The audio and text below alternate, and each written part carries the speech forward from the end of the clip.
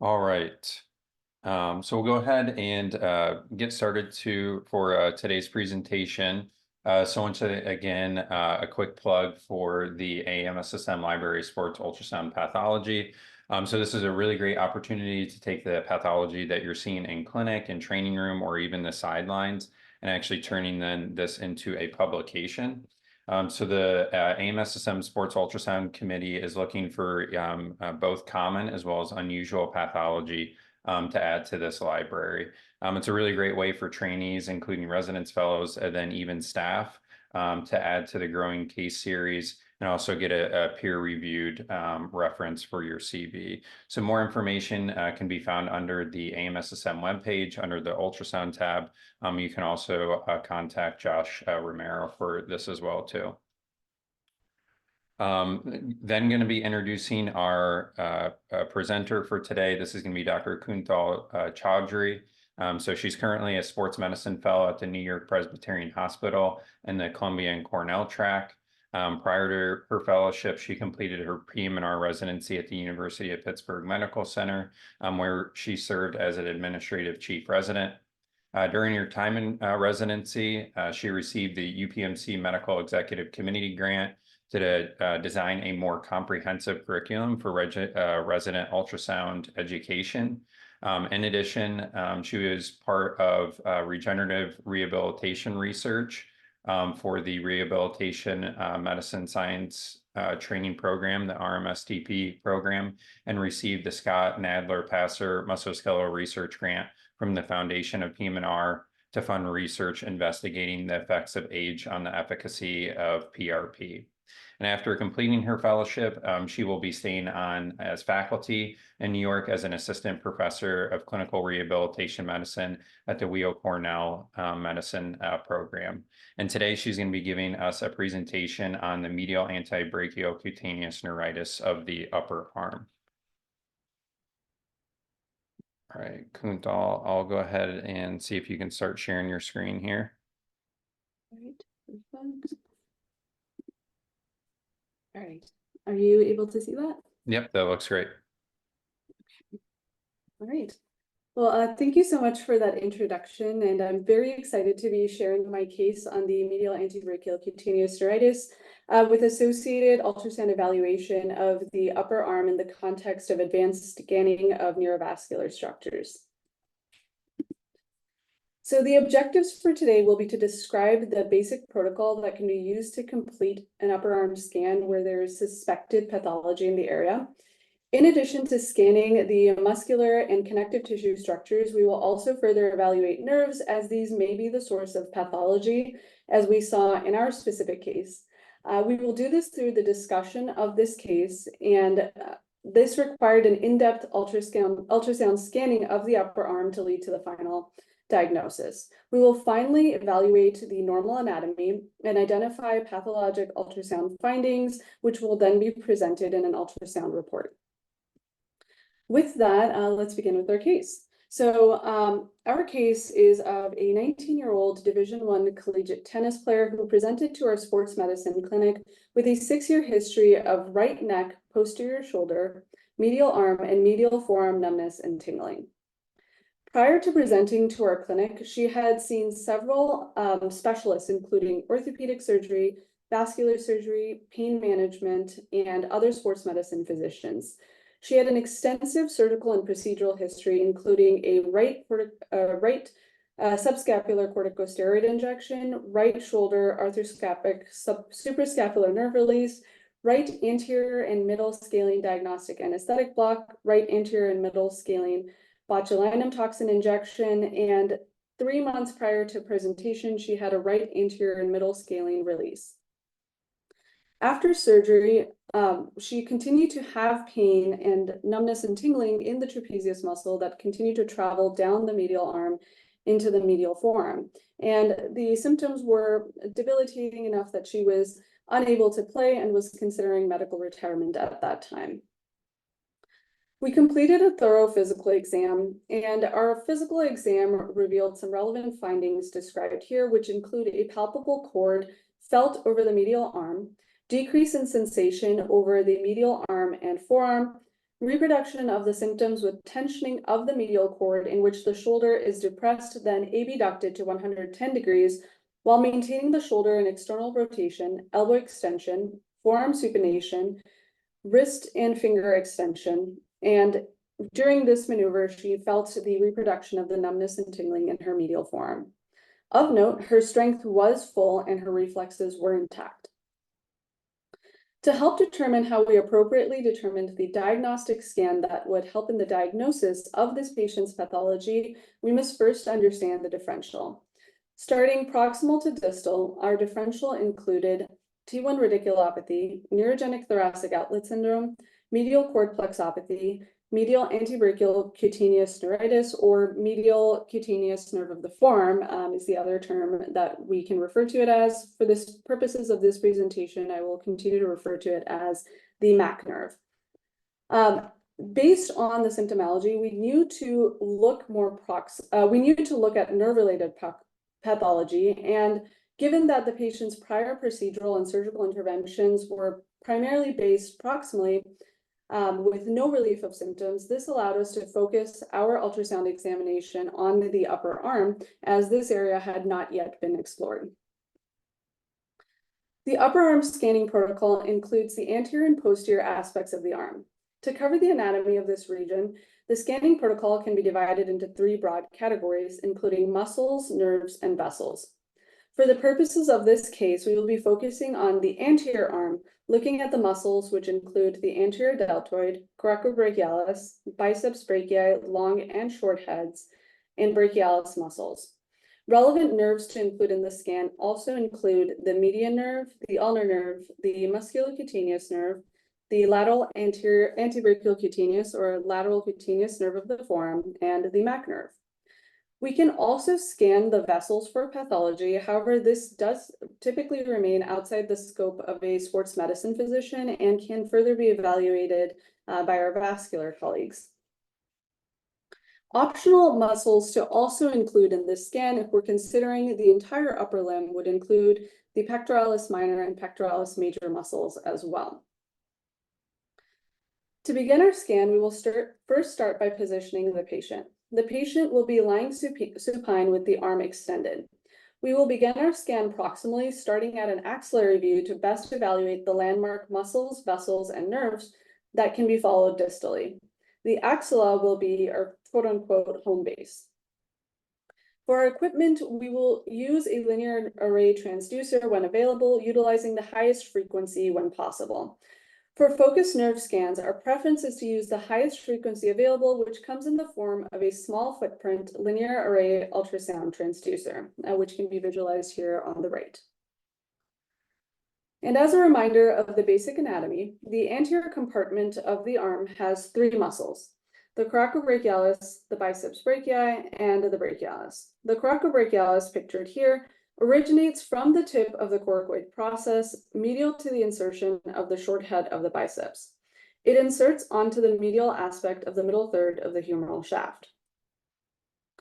The brachialis muscle originates from the distal half of the anterior humerus and inserts onto the coronoid process of the ulna. Finally, the biceps brachii is formed by two muscle bellies, including the long head and short head. The long head originates from the supraglenoid tubercle, curves over the humeral head, and passes through the bicipital sulcus, whereas the short head arises from the tip of the coracoid process. The two heads unite distally and create a large muscle, which then attaches onto the radial tuberosity. To begin our scan, we first start by finding the coracoid process and then scan just distal to the coracoid process over the anterior shoulder. The coracoid process is the origin of the conjoint tendon of the coracobrachialis and short head of the biceps. In this first view, I first identify a few muscular layers with the intramuscular septae. These include the most superficial layer, which is the deltoid muscle, then the coracobrachialis, and finally the subscapularis. Please note, although we did not describe the identification of joints in the scanning protocol, the humerus, which is the hypoechoic line that can be seen at the bottom of the screen, denoted with HH, can also be visualized. However, as we know, ultrasound is not the best modality to be looking for bone pathology, and if there is a concern for humeral pathology, an X-ray or CT should be obtained. As we scan further distally from the coracoid process, we arrive at the axillary view. Here we can see the long head and the short head of the biceps becoming progressively visible, and we can also visualize the medial coracobrachialis muscle in relation to the more lateral biceps. The arrow that we see here represents the musculocutaneous nerve, and we will be further evaluating that in additional slides that describe the nerves. At the midarm, we no longer see the differentiation between the short head and the long head of the biceps. Here we see the coracobrachialis as it inserts onto the humerus. We also see emergence of the proximal part of the brachialis muscle. At the distal arm, we no longer see the coracobrachialis muscle. Instead, we see the large biceps muscle overlying the large brachialis muscle. In this video, we can see the relationship between the three muscles. Anisotropy between the two large muscle bellies helps differentiate the biceps, denoted by the red star, and the coracobrachialis, denoted by the yellow arrow, which attaches to the middle humerus, where we see the brachialis emerge, which was denoted by that green arrow.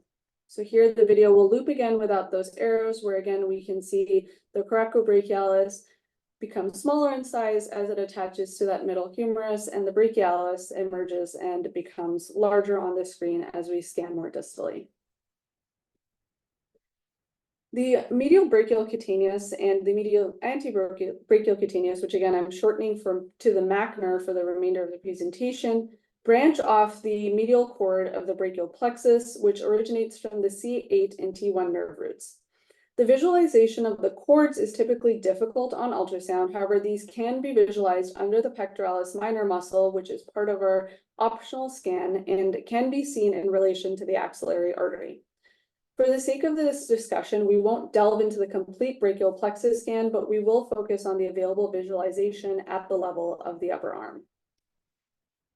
In the axillary fossa and at the level of the upper humeral shaft, the median, ulnar, radial, and musculocutaneous nerves lie around each other around the brachial artery.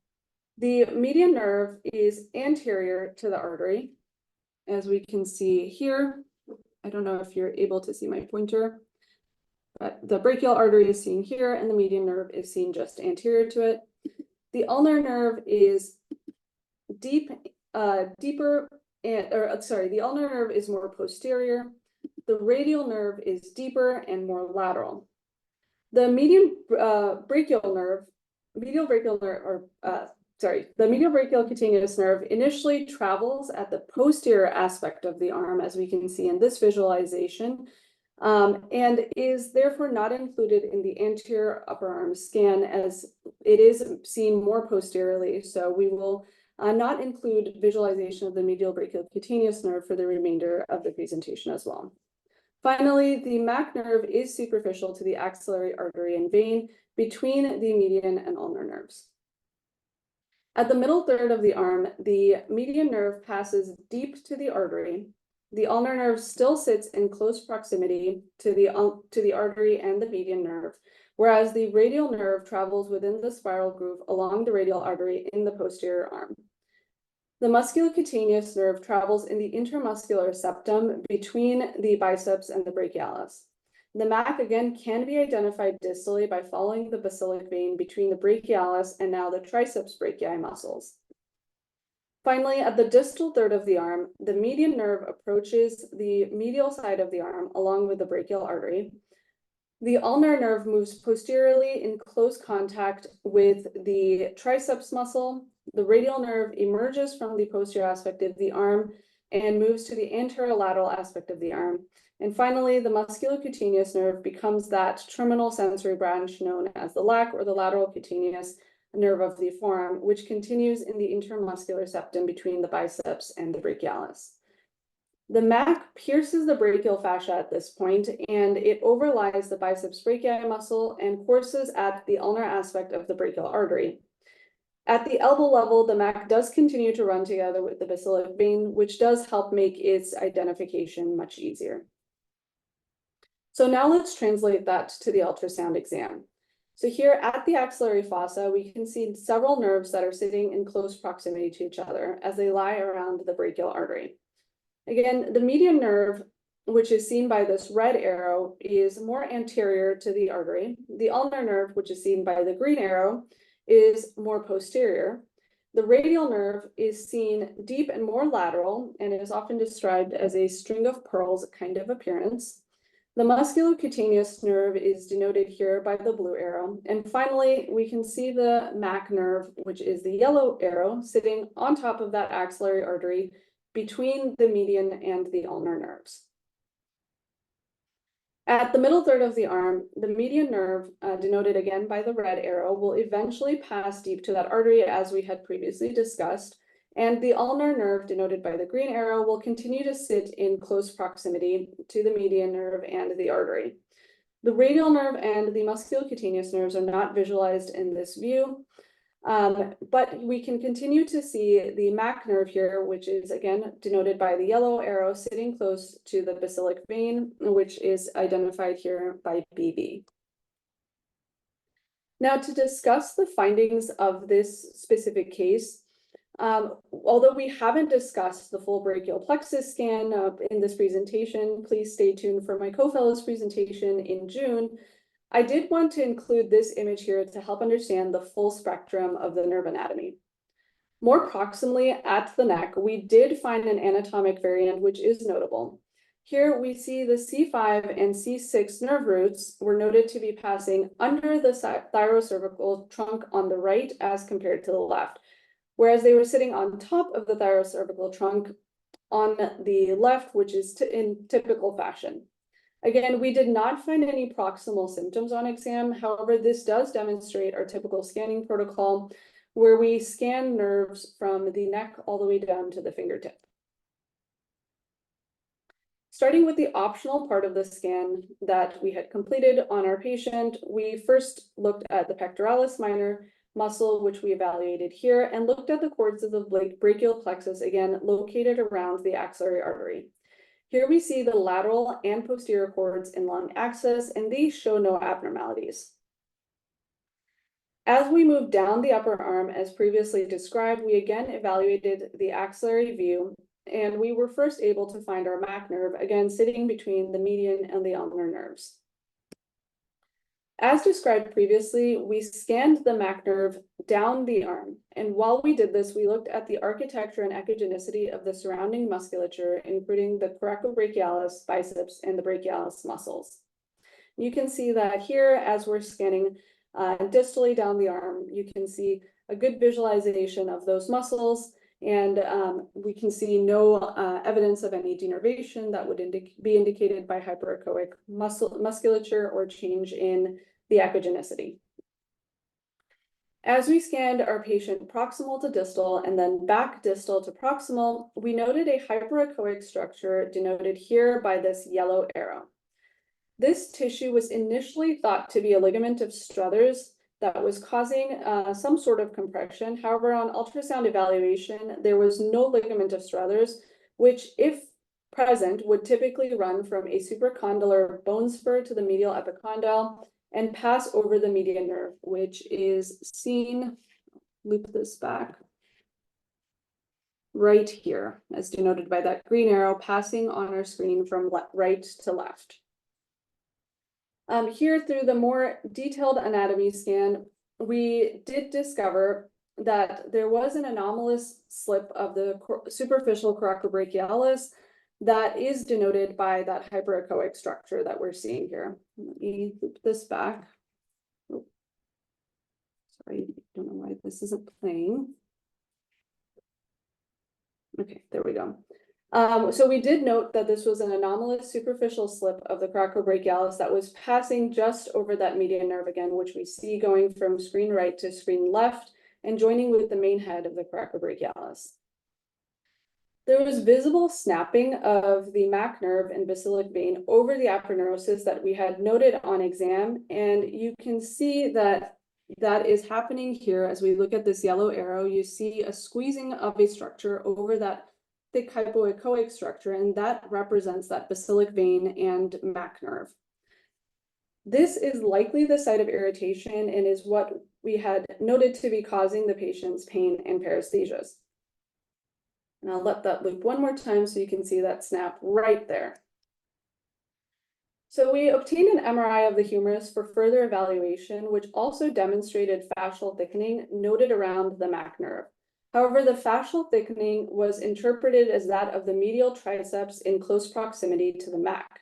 In contrast, our diagnostic ultrasound of the right arm performed at the time of the presentation revealed the presence of an anomalous superficial slip of that coracobrachialis, forming a thick aponeurosis that is deep to the MAC.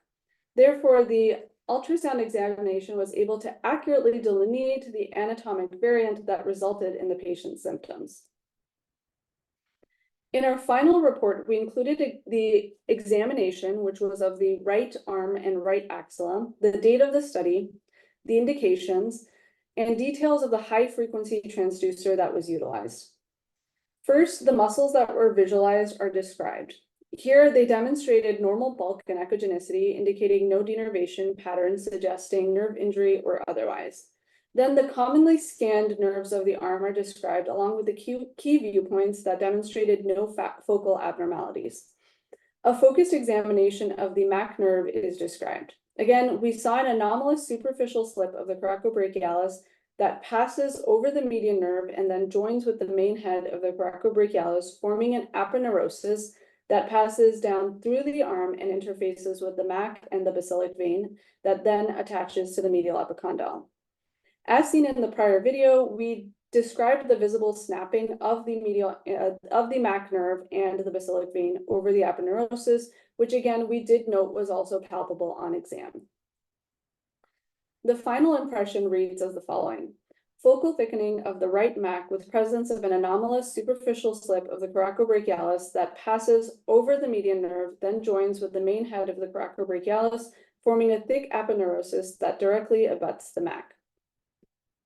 So our patient was certainly a unique case. However, anatomic variants are not that uncommon, and it is therefore crucial to know about possible variants or be able to find this information in the primary literature. After the diagnostic scan, we did delve into the primary literature on the variants of the coracobrachialis, which, as you can imagine, is fairly sparse. We did find this interesting cadaveric study out of Greece published just last year. In this study, the authors explored the coracobrachialis possible variants with an emphasis on coexisting neural variants in 27 cadaveric arms. They found 4 variants of the muscle itself, from the most prevalent being a 2-headed muscle, then the least prevalent variotypes including a 3-headed muscle, a 1-headed muscle, and a 4-headed muscle. So the muscular variants that we had seen also had those associated nerve variants. And as you can see in this top arm, there was an interconnection of the musculocutaneous nerve with the median nerve in the middle third of the humerus, pictured here as denoted by that star. One of the reasons for this is to think about this embryologically. Muscle formation is typically completed before nerve formation, and therefore the nerve follows the muscle, and as a result, developmental problems in muscle differentiation lead to atypical innervation. Additionally, muscle and myofascial bundles were identified in 2 cases.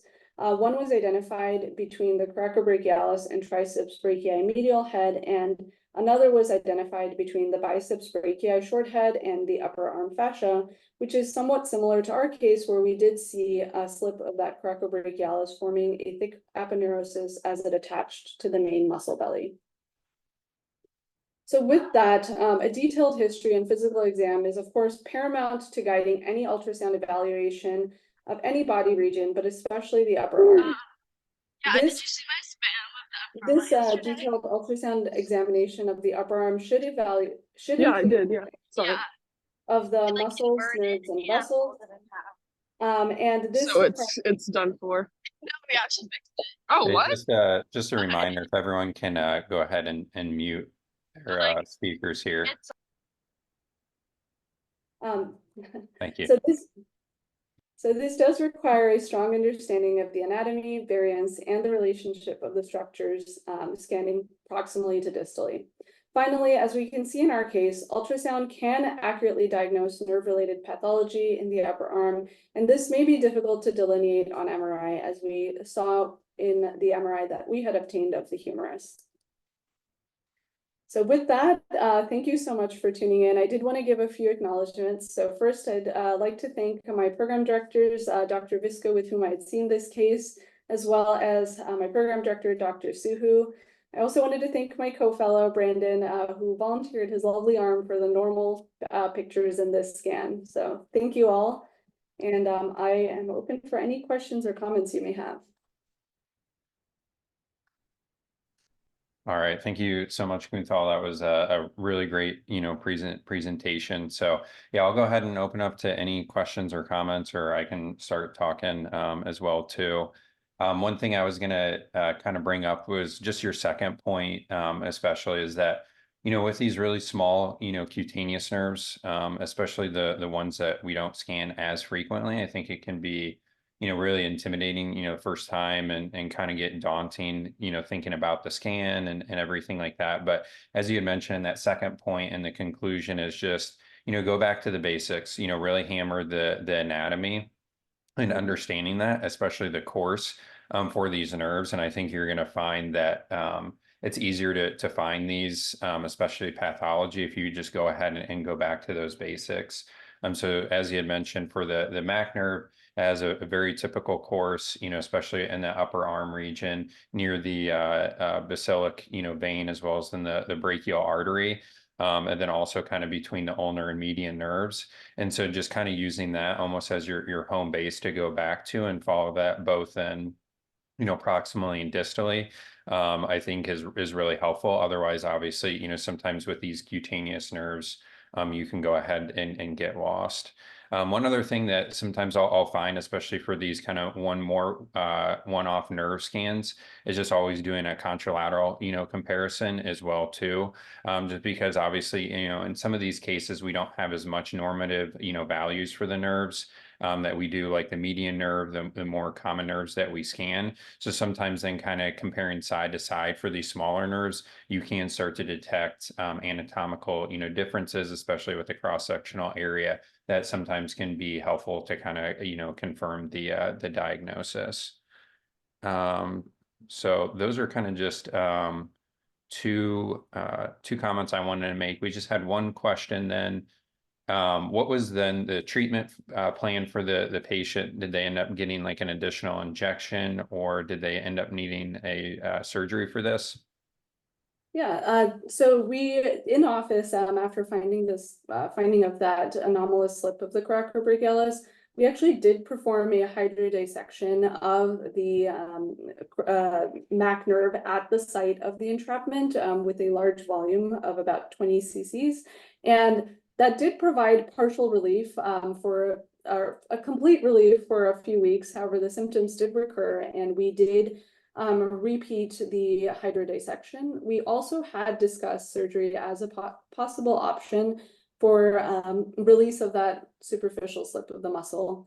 And that was kind of where we had left off in terms of the treatments. And we're still kind of working to figure out what the next steps will be in regards to that. All right, well, thanks for that. Yeah, so yeah, this is Doug Hoffman. That was a top-notch presentation, really enjoyable and very thorough and organized. We're entering a new world with ultrasound and our ability to see these nerves, which we've never been able to before. And so cases like this are becoming more common, to be able to, follow these nerves carefully, see variations and see potential sites. This presentation is a little bit atypical in that in the upper extremity, non-traumatic injury to this pure sensory or cutaneous nerves is much less common than that of traumatic injury or iatrogenic injury. I mean, the only one I can really think of that's common would be Wartensburg, or the superficial radial nerve going through the fascia of the forearm. So the fact that this was a non-traumatic injury due to a variation is unique.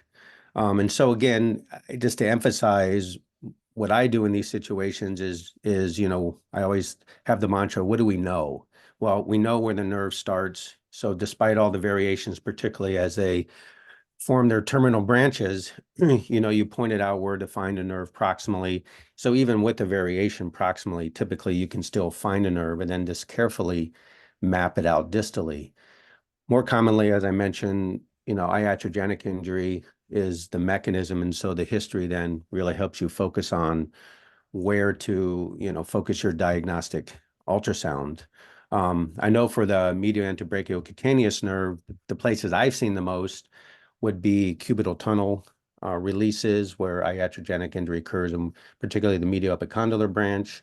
Another area that we don't really think about is implantable contraception. So that's often done on the medial upper arm area, and I've seen injury either with implanting, but more commonly with removing implantable contraception. So, those are several cases that I've seen where the medial antebrachial cutaneous nerve has been injured. So this was just in my mind, a great demonstration of methodically finding a nerve proximally and carefully scanning distally, and then in this case, able to identify a potential site of compression, which again was atypical in that it is a non-traumatic mechanism. Yeah, and one thing I'll add also to Dr. Schaaf's point was, so we did look at the contralateral side, and this same variant was actually seen on the contralateral side as well. So it was double interesting in that way. Kuntal, that was a fantastic presentation and super interesting case. One thing that you mentioned at the start of it was this patient had had several proximal releases, presumably due to some diagnosis of nerve entrapment. And my suspicion is that, nerve blocks had been performed, maybe like a scalene block or something like that in the past with a positive response. Is that correct? Yeah, so initially I think there was some degree of relief that was obtained from these procedures. However, the pain did continue to remain persistent and was not completely gone. So even with the suprascapular nerve release and the anterior scaling, middle scaling block and then release, the pain persisted, which is what drove us to really look more distally. Yeah, I think one thing it makes me think of is, I always, every time I hear people talking about nerve blocks for a diagnostic purpose, I always think a little bit about the fact that if you block a nerve upstream, the downstream nerve, even if that's what the problem is, will see relief from that, right? So at least initially.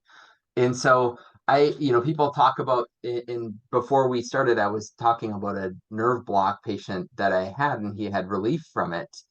But I don't know how to interpret that response of a positive nerve block when you can block it above the problem, right? People do these blocks for anesthesia, and they relieve all of people's symptoms related to surgery, right? So you can cause a lot of pain locally, and you can stop that pain from happening if you put anesthetic around a nerve proximal enough. And so I'm just curious if anyone has thoughts on how do you interpret like an interscaling block, or if you block under the pec minor, how do you interpret that anesthetic response in the context of someone's diagnosis and confirming a diagnosis? Because that's something I always struggle with. I was going to say I can certainly defer this question to Dr. Visco, since he sees a lot more of these, if he's still on the line. I'm happy to chime in on that. Dr. Chowdhary, excellent presentation. Appreciate that. Great summary of the case. It's difficult. I think that when you have an anesthetic injection, you do need to be mindful of this. And there is no firm way to differentiate that aside from repeating elsewhere, being thorough in your examination.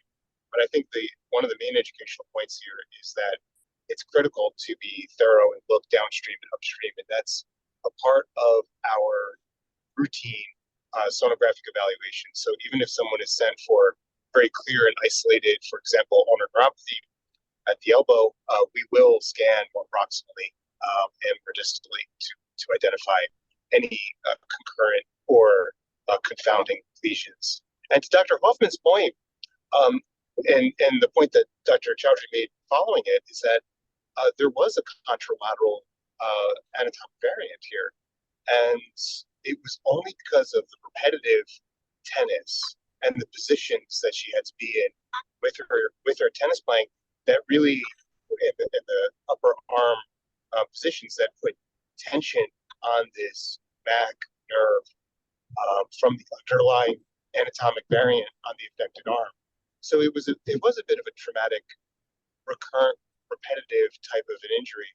And one of the things that we could, data points that we had to help reinforce that were the endovascular changes on the basilar vein, because we did see those as well. There's a limit to what Dr. Chowdhary can include in this type of presentation, but there was thickening in the endovascular area of the basilar vein.